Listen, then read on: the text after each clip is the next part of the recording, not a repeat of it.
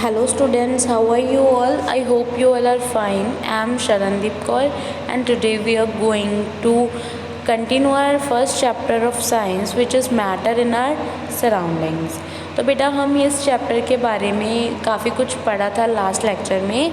आज इसी चैप्टर को कंटिन्यू करते हैं. तो आज का हमारा फर्स्ट टॉपिक है दैट इज़ टेम्परेचर. टेम्परेचर बेटा आपने you are very familiar with this word temperature. Temperature actual में होता क्या है? डिग्री ऑफ हॉटनेस और कोल्डनेस. मतलब कि कोई चीज़ कितनी गर्म है, कितनी ठंडी है, कितनी कूल है, उसकी डिग्री मतलब उसको मेज़र करने की एक डिग्री, उसको हम क्या बोलते हैं? टेम्परेचर बोलते हैं. ठीक है. जब हमें फ़ीवर हो जाता है ना, तो हम फ़ीवर चेक करवाने जाते हैं, है ना. तो फीवर चेक करने के लिए थर्मोमीटर होता है. थर्मोमीटर क्या मेज़र करता है? टेम्परेचर. क्लियर है.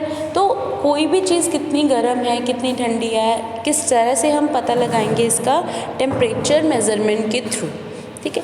अब जो यूनिट्स होती हैं टेम्परेचर की, वो कौन कौन सी होती हैं? टेम्परेचर की जो यूनिट्स होती हैं, एसआई यूनिट जो होती है टेम्परेचर की, वो होती है केल्विन. ठीक है.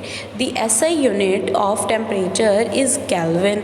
एंड जो मोस्ट कॉमन यूनिट यूज़ की जाती है टेम्परेचर के लिए, वो होती है डिग्री सेल्सियस. ठीक है. जैसे 100 डिग्री सेल्सियस हो गया. टेम्परेचर नोट करते हैं ना हम, एटमॉस्फेरिक टेम्परेचर कितना है? 25 डिग्री सेल्सियस, 30 डिग्री सेल्सियस, 31, 32, कितना डिग्री, वो टेम्परेचर जो मेज़रमेंट किया जाता है that is in degree Celsius ज़्यादातर यूज़ किया जाता है. लेकिन जो एसआई यूनिट होती है टेम्परेचर की, मतलब जो स्टैंडर्ड यूनिट है, ठीक है, इंटरनेशनल स्टैंडर्ड जो यूनिट है टेम्परेचर की, वो क्या है? केल्विन है. ठीक है बेटा. अब जो वैल्यूज़ होती हैं, है ना, जैसे आइस है या वाटर है, वाटर का बॉइलिंग पॉइंट हमें पता है ना कितना होता है? 100 डिग्री सेल्सियस, है ना. अगर हम केल्विन में देखेंगे दैट इज़ 373 केल्विन. ठीक है. अप्रॉक्सीमेट. एंड जो मेल्टिंग पॉइंट होता है आइस का, वाटर का ही आ गया, आइस का जो मेल्टिंग पॉइंट है that is 0 degree Celsius. And जो इसका केल्विन में टेम्परेचर होगा दैट इज़ 273.16 केल्विन. ठीक है. इसका क्या मतलब है कि जो डिग्री सेल्सियस है एंड जो केल्विन है उसमें 273.16 डिग्री सेल्सियस का डिफरेंस होता है. एंड हम अप्रॉक्सीमेट लेके चलते हैं 273 केल्विन. ज़्यादा पॉइंट्स में हम नहीं उलझते हैं. तो अगर हमने कन्वर्ट करना हो बेटा केल्विन को सेल्सियस में एंड सेल्सियस को केल्विन में, तो हम किस तरह से कर सकते हैं? ये दो फार्मूलाज़ हैं बेटा उसके लिए. क्या फार्मूलाज़ हैं? टेम्परेचर इन केल्विन किसके इक्वल होगा? डिग्री सेल्सियस अगर हमें पता है तो हम क्या करेंगे, उसमें 273.16 ऐड कर देंगे तो वो क्या होगा? केल्विन में आ जाएगा. मान लो हमारे पास 50 डिग्री सेल्सियस टेम्परेचर है. ठीक है. 50 डिग्री सेल्सियस टेम्परेचर, उसको हमने केल्विन में कन्वर्ट करना है. तो हम कैसे करेंगे? हम उसको कन्वर्ट करने के लिए क्या फॉर्मूला यूज़ करेंगे? केल्विन तो निकालना है हमने, इज़ इक्वल्स टू 50 प्लस 273.16. ठीक है. ये केल्विन में चेंज हो जाएगा. जितनी भी वैल्यू है कितनी आएगी?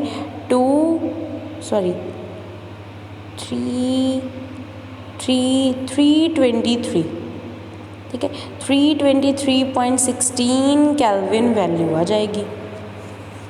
क्लियर है ना बच्चों? तो ये क्या हुआ? हमने कन्वर्ट कर दिया किसको? सेल्सियस को केल्विन में.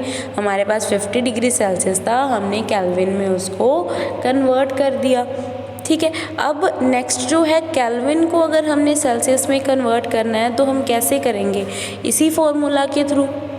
ठीक है. अगर हमें केल्विन गिवन है, सेल्सियस निकालना है, तो हम केल्विन में से 273.16 माइनस कर देंगे. अब मान लो कि हमारे पास 343.16 केल्विन क्या है? टेम्परेचर है. ठीक है. हमने क्या करना है? कन्वर्ट करना है इसको डिग्री सेल्सियस में. तो हम क्या करेंगे?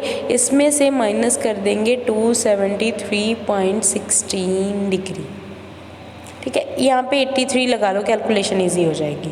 ठीक है. इसको माइनस कर देंगे तो किसके इक्वल आ जाएगा? ये 110 डिग्री सेल्सियस आ जाएगा. ठीक है, इजी है ना केल्विन को टेम्परेचर में एंड टेम्परेचर को केल्विन में कन्वर्ट करना। बस ये चीज़ हमें याद रखने की ज़रूरत है कि 0 degree Celsius is equals to 273 kelvin या फिर 273.16 केल्विन, कुछ भी लिख सकते हो। ठीक है, अगर 273 ओनली लिखोगे तो ये अप्रॉक्सीमेट वैल्यू है एंड ये वाली वैल्यू एग्जैक्ट वैल्यू है। ठीक है, आपको जो भी आपको इजी लगती है वो आप यूज़ कर सकते हो।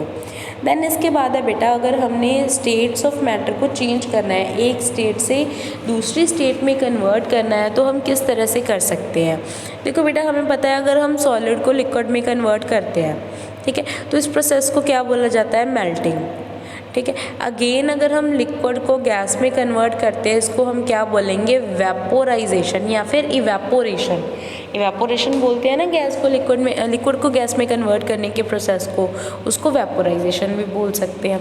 क्लियर है। अब क्या है, अगर हमने गैस को लिक्विड में कन्वर्ट करना है तो इस प्रोसेस को कंडेंसेशन बोला जाता है। ठीक है, अगर हम गैस को मतलब वेपर्स को लिक्विड में कन्वर्ट करेंगे तो इस प्रोसेस को कंडेंसेशन बोला जाता है। एंड अगर हमने लिक्विड को सॉलिड में कन्वर्ट करना है तो इसको फ्रीजिंग बोलेंगे। सिंपल सी बात है, ये सारी टर्म्स आपने पहले की भी होंगी। सॉलिड को लिक्विड में कन्वर्ट किया, सॉलिड को लिक्विड में कन्वर्ट किया मेल्टिंग, लिक्विड को गैस में कन्वर्ट किया वेपोराइजेशन या फिर इवेपोरेशन, गैस को लिक्विड में कन्वर्ट किया कंडेंसेशन, लिक्विड को सॉलिड में कन्वर्ट किया फ्रीजिंग। क्लियर है।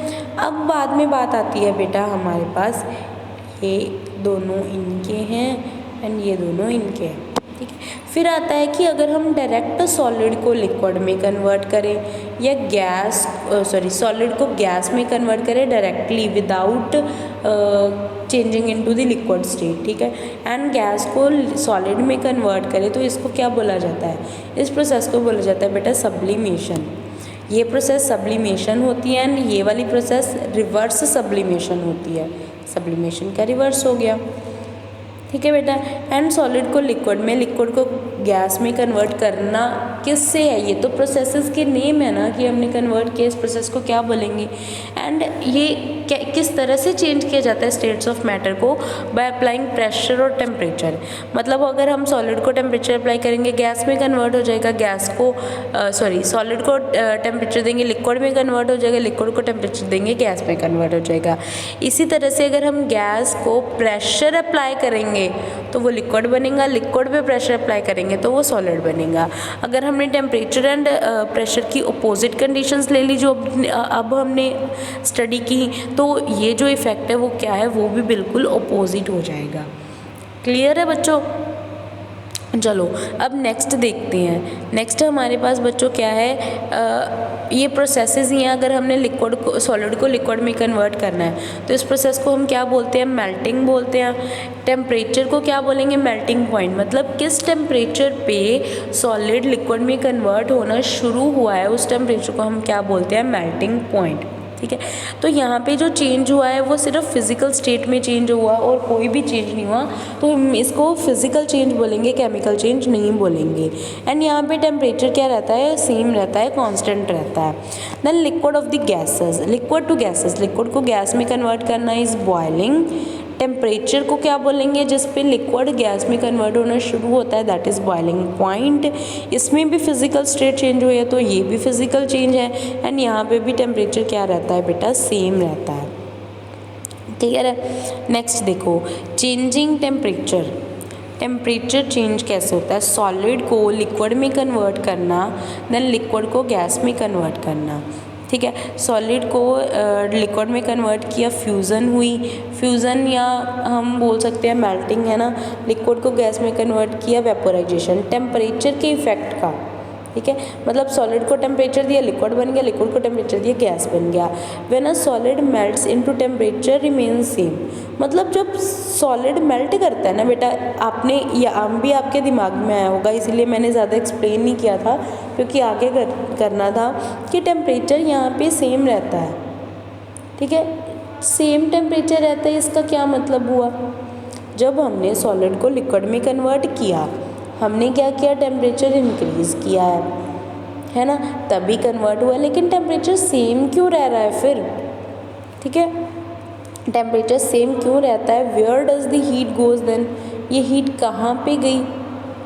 ठीक है, देखो बेटा ध्यान से समझना, जब हमने मान लो सॉलिड को लिक्विड में कन्वर्ट करना है ना, तो सॉलिड ने एक लिक्विड में कन्वर्ट होना है, हमने क्या अप्लाई की, हीट। वो क्या करेगा, सॉलिड उस हीट को एब्जॉर्ब करेगा, उस हीट को एब्जॉर्ब करके वो यूज़ करेगा कि क्या हो जाए, लिक्विड में कन्वर्ट हो जाए, है ना। तो सॉलिड ने यूज़ की ना वो हीट, सॉलिड ने, आइस ने वो उसका क्या किया, यूज़ की उस चीज़ को, उस टेम्परेचर को यूज़ किया ताकि वो क्या हो जाए, लिक्विड में कन्वर्ट हो जाए। क्लियर है ना, इसीलिए तो सॉलिड लिक्विड में कन्वर्ट हो रहा है, उसने उस टेम्परेचर का यूज़ किया, उस हीट को, टेम्परेचर को एब्जॉर्ब किया लिक्विड में कन्वर्ट होने के लिए, इसीलिए वो टेम्परेचर चेंज नहीं हुआ। ठीक है, एक पर्टिकुलर अमाउंट ऑफ टेम्परेचर जितना सॉलिड को चाहिए लिक्विड में कन्वर्ट होने के लिए वो उसका यूज़ कर रहा है, तो तब टेम्परेचर बिल्कुल भी चेंज नहीं होगा, सेम रहेगा, क्योंकि वो टेम्परेचर तो यूज़ हो गया ना, टेम्परेचर एक्स्ट्रा तो नहीं था। अगर उससे एक्स्ट्रा टेम्परेचर दिया होगा सॉलिड को, तब लिक्विड का जो टेम्परेचर है वो चेंज हो जाएगा। समझ में आया। चलो नेक्स्ट समझो लेटेंट हीट क्या होती है। ठीक है, वही बात है बेटा, इसमें वो चीज़ कन्वर्ट हो जाएगी कि वो हीट गई कहाँ। ठीक है, लेटेंट हिडन भी बोल सकते हो आप इसको। The heat absorbed is used to change the state by overcoming the forces of attraction between particles, इसको क्या बोलेंगे, लेटेंट हीट। अब देखो बेटा, अगर सॉलिड ने लिक्विड में कन्वर्ट होना है, सॉलिड ने अगर लिक्विड में कन्वर्ट होना है तो क्या होगा, सॉलिड के, हमने पढ़ा था कि सॉलिड के जो पार्टिकल्स होते हैं वो बहुत ज़्यादा एक दूसरे के क्लोज होते हैं, है ना। तो क्यों होते हैं, क्योंकि उनमें फोर्स ऑफ अट्रैक्शन ज़्यादा है। अगर हम टेम्परेचर दे रहे हैं, सॉलिड को लिक्विड में कन्वर्ट कर रहे हैं, तो इसका क्या मतलब है कि हम जो सॉलिड के पार्टिकल्स हैं उनको दूर दूर कर रहे हैं, उनकी जो फोर्स ऑफ अट्रैक्शन है उनके बीच, उनको ओवरकम कर रहे हैं, कम करने का ट्राई कर रहे हैं। ठीक है, तो क्या मतलब हुआ कि जब हमने सॉलिड को लिक्विड में कन्वर्ट करना है तो हमने क्या करना है, उसकी फोर्स ऑफ अट्रैक्शन को लूज़ करना है, कम करना है। तो जो टेम्परेचर दिया, टेम्परेचर यही काम करेगा। ठीक है, फोर्स ऑफ अट्रैक्शन को लूज़ करने का काम करेगा, मतलब वो टेम्परेचर यूज़ हो गया, वो टेम्परेचर अब हाइड हो गया। ठीक है, तो लेटेंट हीट क्या होती है, वो हिडन हीट जो यूज़ हो रही है सिर्फ फोर्स ऑफ अट्रैक्शन को ओवरकम करने के लिए। क्लियर है। अब ये दो तरह की होती है, latent heat of fusion and latent heat of vaporisation. Simple है, सॉलिड को लिक्विड में कन्वर्ट करने के लिए जो हीट का यूज़ हुआ that is latent heat of fusion, and liquid को गैस में कन्वर्ट करने के लिए जिसका यूज़ हुआ that is latent heat of vaporisation. Clear है। अब नेक्स्ट देखो, ये वही चीज़ है बेटा, सॉलिड है, पार्टिकल्स नज़दीक थे, दूर दूर किया, किस चीज़ की हेल्प से, लेटेंट हीट की हेल्प से। क्लियर है। अब देखो नेक्स्ट क्या है, सेंसिबल वर्सेस लेटेंट हीट। अब देखो मान लो यहाँ पे टेम्परेचर जो है वो 16 डिग्री फ़ारेनहाइट है या फिर 15.6 डिग्री सेल्सियस है। ठीक है, अगर सेंसिबल हीट देंगे तो वो क्या है, 100 डिग्री सेल्सियस तक वो क्या रहेगा, लिक्विड ही देगा। ठीक है, लेकिन अगर हमने लेटेंट हीट दी तो उसके क्या बन जाएंगे, वेपर्स बन जाएंगे। ठीक है, ये फ़र्क होता है sensible heat and latent heat के बीच में। हमने क्या किया, देखो सेंसिबल हीट का क्या मतलब, जब हम हीट करते हैं बेटा, सिंपल सी बात है, 15 डिग्री सेल्सियस था, वाटर था, 100 डिग्री सेल्सियस है, वाटर है, अभी तो स्टार्ट किया है ना उसने बॉयल होना। ठीक है, जब वो 100 डिग्री सेल्सियस पे ही है, हमने उसी को उठाया, सेंसिबल हीट की 100 डिग्री सेल्सियस तक लेके गए, उसी को ही उठाया एंड उसको अगर हमने वेपर्स में कन्वर्ट करना है, वो वेपर्स में कन्वर्ट हो गया। वेपर्स में कन्वर्ट होने के बाद उसका जो टेम्परेचर है वो सेम रहेगा, चाहे वो बॉइलिंग पॉइंट से क्या हो गया, मतलब लिक्विड स्टेट से गैसेस स्टेट में चेंज हो गया, लेकिन जो उसका टेम्परेचर है वो 100 डिग्री सेल्सियस ही रहेगा। इसको लेटेंट हीट बोलते हैं, क्योंकि चेंज नहीं ना हुआ बेटा हीट का।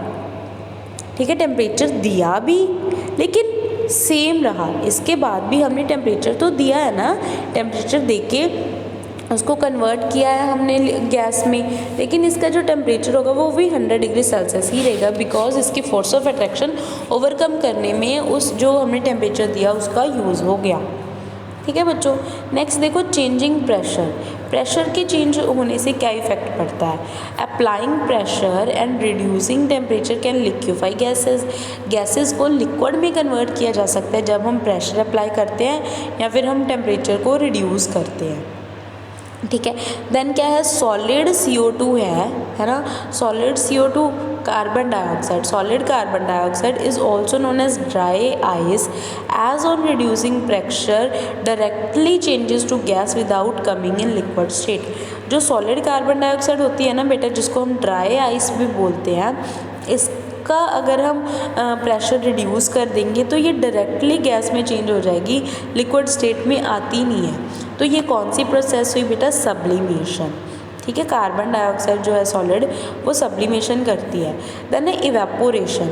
इवेपोरेशन में क्या होता है? Changing of liquid into vapours below boiling point. मतलब बिलो बॉइलिंग पॉइंट पे जब भी, सिंपल सी बात है बेटा, लिक्विड जब वेपर्स में कन्वर्ट होती है, उस प्रेशर को, उस प्रोसेस को हम क्या बोलते हैं? Evaporation. When a liquid turns into vapor or gas, it is said to evaporate। मतलब उस लिक्विड को हम क्या बोलेंगे? जिसकी इवेपोरेशन हो रही है उसको हम बोलेंगे इवेपोरेट, ठीक है। अब इवेपोरेशन क्या करती है? कूलिंग कॉज करती है। ये एक अच्छी बात है इसकी, मतलब एक बहुत इम्पॉर्टेंट बात है, ठीक है, जिसके रिलेटेड आपको काफ़ी सारे क्वेश्चंस भी आएंगे। इवेपोरेशन जो है वो कूलिंग कॉज करती है। अब किस तरह से कूलिंग कॉज करेगी? देखो हमारे पास बेटा क्या है? लिक्विड के पार्टिकल्स हैं, है ना। लिक्विड के पार्टिकल्स हैं, जब हमने इसको टेम्परेचर दिया तो ये किस में कन्वर्ट हो गए? वेपर्स में कन्वर्ट हो गए, वेपर्स में कन्वर्ट हो गए, ठीक है। यही चीज़ बताई हुई है, इसी को हम क्या बोलेंगे? इवेपोरेशन बोलेंगे, ठीक है। अब देखो बेटा कूलिंग क्यों होती है? बिकॉज हमने टेम्परेचर दिया लिक्विड को, वो क्या हो गया? गैस में कन्वर्ट हो गया, ठीक है। लेकिन जब उसको टेम्परेचर किस चीज़ से मिला, ठीक है, अगर तो हम हीट अप्लाई कर रहे हैं तो ठीक है। अगर हम हीट अप्लाई नहीं कर रहे हैं, अगर हम मतलब हीट अप्लाई नहीं कर रहे हैं, खुद उसकी इवेपोरेशन हो, तो वो कूलिंग कॉज करती है। किस तरह से? कि किसी चीज़ से तो उसको टेम्परेचर मिलेगा ना, लिक्विड को टेम्परेचर किसी चीज़ से तो मिलेगा, तो कूलिंग होगी। फॉर एग्ज़ाम्पल हम गर्मियों में क्या करते हैं बेटा? वाटर छिड़क देते हैं, है ना, रूफ्स पे, है ना, रूफ्स पे या फिर फ्लोर पे, ताकि क्या हो जाए? घर की छतों पे, है ना, मतलब या फिर फ्लोर पे हम क्या करते हैं? वाटर फेंक देते हैं, है ना, छिड़क देते हैं, तो उससे क्या हो जाता है? ताकि कूलिंग हो जाए, है ना। तो कूलिंग कैसे होती है बेटा? जो मान लो जो हमारी अर्थ है ना, अर्थ है या फ्लोर है, फ्लोर पे जब हमने पानी छिड़का तो फ्लोर हमारी बहुत ज़्यादा गर्म थी। इसी वजह से क्या हुआ? उसकी मतलब फ्लोर से उसको क्या मिला? वाटर जो हमने छिड़का उसको हीट मिली, वो किस में कन्वर्ट हो गया? वेपर्स में कन्वर्ट हो गया, वेपर्स बन गए ना। लेकिन हीट उसको किससे मिली? वाटर को फ्लोर से मिली। तो फ्लोर का ने अपनी हीट ट्रांसफ़र कर दी, फ्लोर ने अपनी हीट ट्रांसफ़र कर दी टू वाटर, अपनी हीट उसने ट्रांसफ़र कर दी, तो खुद वो क्या हो गया? कूल हो गया, ठंडा हो गया। समझ में आया ना इवेपोरेशन कूलिंग कैसे कॉज करती है, ठीक है। इसके रिलेटेड और भी सारे क्वेश्चंस आपको आगे आएंगे, एप्लीकेशंस करेंगे। उससे पहले फैक्टर्स है कि इवेपोरेशन को कौन कौन से फैक्टर्स अफेक्ट करते हैं। सबसे फर्स्ट है इवेपोरेशन को टेम्परेचर इफेक्ट करता है।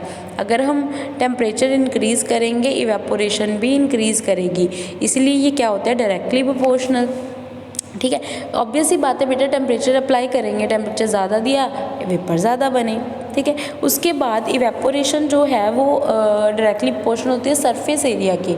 जितना ज़्यादा सरफेस एरिया होगा उतनी इवेपोरेशन ज़्यादा होगी।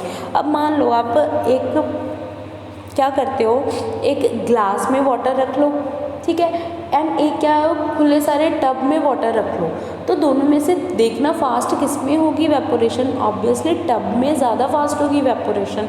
क्यों? क्योंकि उसका जो ज़्यादा सरफेस है ना बेटा, वो हीट के कांटेक्ट में आ रहा है, जो सनलाइट है ना बेटा, ये भी क्या करती है? गर्मी देती है, हीट देती है, तो इवेपोरेशन होगा। मान लो हमने खुला छोड़ दिया, किसमें? सनलाइट में छोड़ दिया, तो सनलाइट क्या करेगी?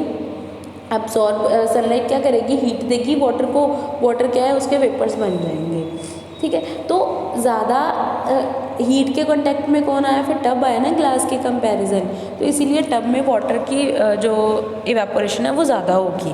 क्लियर है। तो सरफेस एरिया के भी ये क्या होता है, डायरेक्टली प्रोपोर्शनल होता है।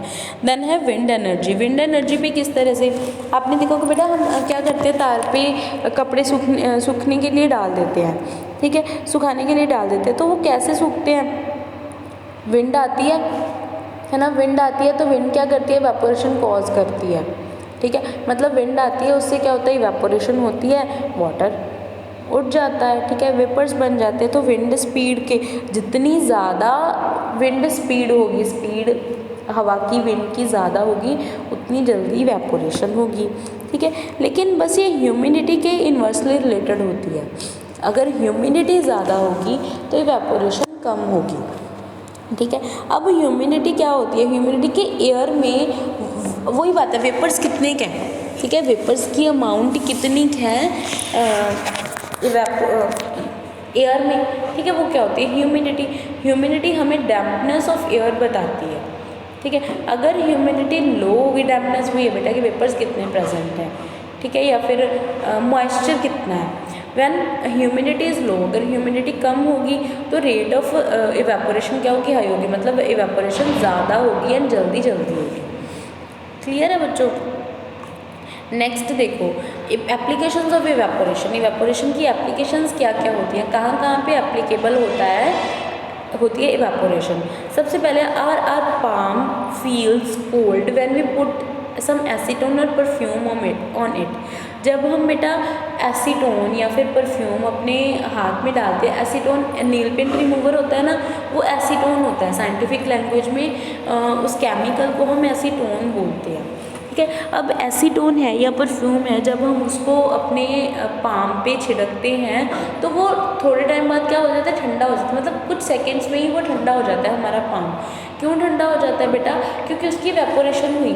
इवेपोरेशन किसके कारण हुई, इवेपोरेशन हुई हीट के कारण।